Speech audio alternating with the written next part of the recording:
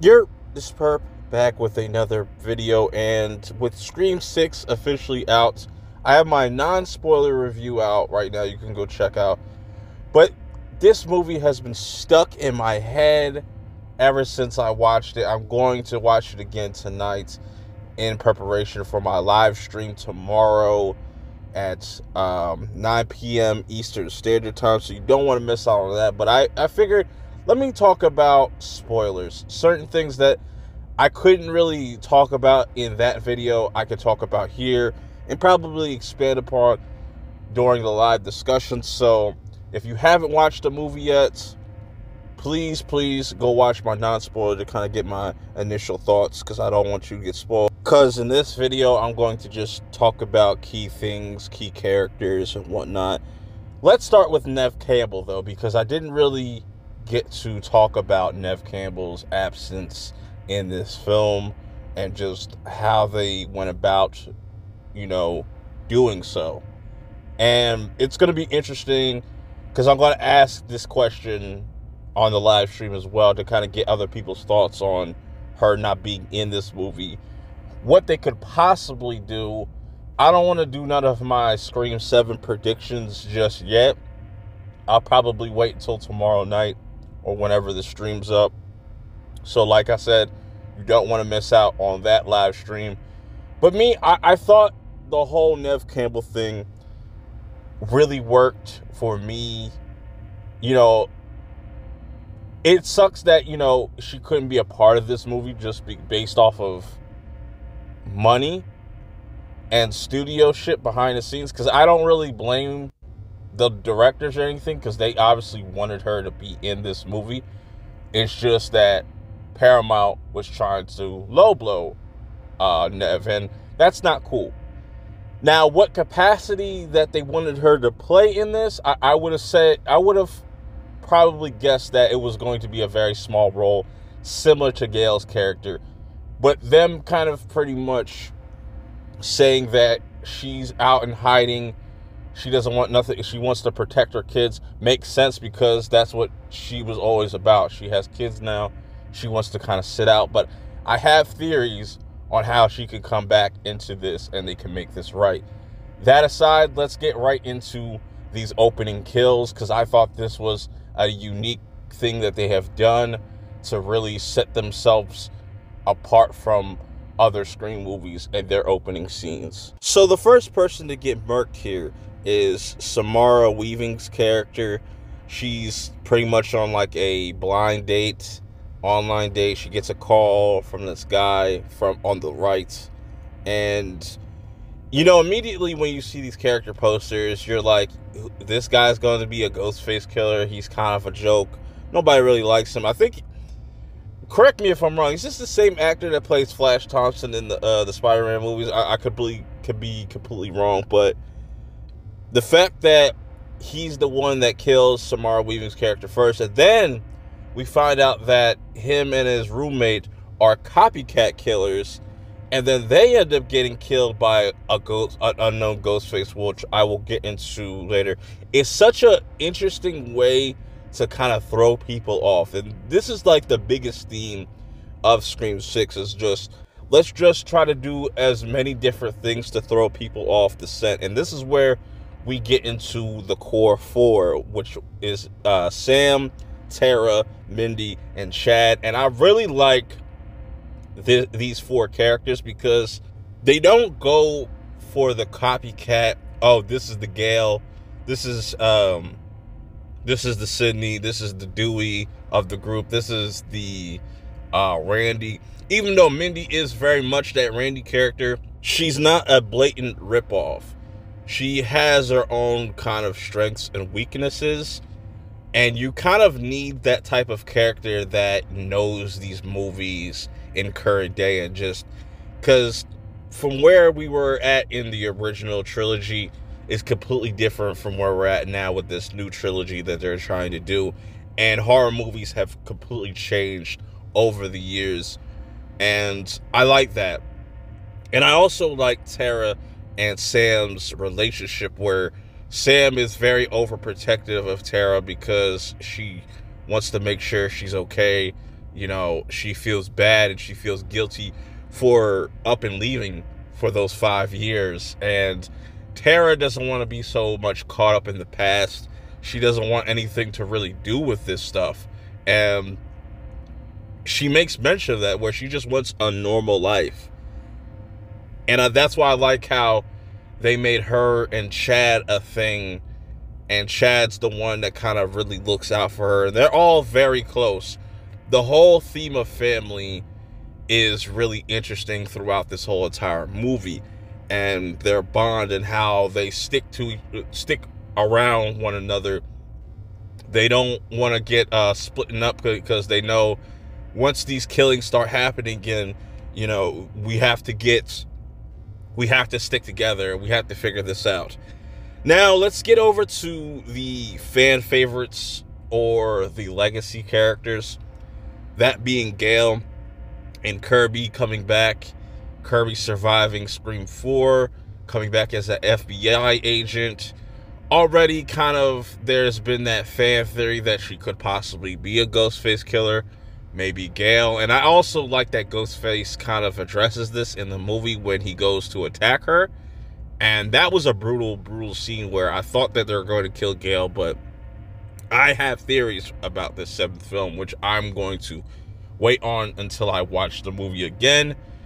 But I like Gale's little parts in here, because she does kind of play into the fact that, throughout this whole entire movie, Sam is being framed by Ghostface to be the Ghostface killer. Because the whole thing in the beginning of the movie was, okay, Sam must have framed Richie and Amber to kind of clear her name, which could very much be the case, because if you remember in Scream 5, Billy tells her, when they're in the hospital, it's like, don't forget what you came here to do. And I think that's what her original plan was, but then it kind of went left. And I just love what they're absolutely doing with Sam's character. I want to say that first and foremost, because I was right about, somewhat in my predictions, that they have to make her do some type of heel flip or whatnot. And like I said, Gale kind of plays into that, because she writes another book and kind of plays around with that idea. And this whole thing has been spread worldwide throughout the internet. And I also like that about these recent Scream movies, the use of social media, even going back to Scream 4 when they're first mentioning Twitter, Facebook, stuff like that, the Facebook killer. So now that this stuff is now online, anybody could pretty much be a Ghostface at this point, or a Ghostface killer. And I thought that was really brilliant. Now, them bringing in Kirby also kind of makes things interesting, because she's been following this stuff for a long time. And the utilization of these Easter eggs, which we'll get into once we get to the twist, where that's going to be towards the end of this video. But I think they did a good job with these two characters. Some will say that they didn't get much to do. And granted, because you have so many different other characters you have to juggle, there's only so much screen time that these characters could have. Could they, left Gale out and left Kirby out? Kirby, no. Gale, maybe. Just her whole reasoning wanting to write another book, what I'm saying? It's believable, because everybody that has been involved with these killings likes to be in the limelight in some shape or form. I would have liked that, like I said, I like the psychology of this new Ghostface and the brutality of it. He's not as clumsy or goofy, what I'm saying? You could kind of take him way more serious. And just the use of New York as a whole, like that train scene was really dope. How they made you feel really claustrophobic, or just the fact that Ghostface will just break into your house, or him pulling up to the bodega was phenomenal, because you're so used to seeing Ghostface being stealthy. No, he's going to pop up whenever you feel comfortable. That's when he's going to pop up. When you're in your comfort zone, you think shit's sweet, he's going to pop up on you.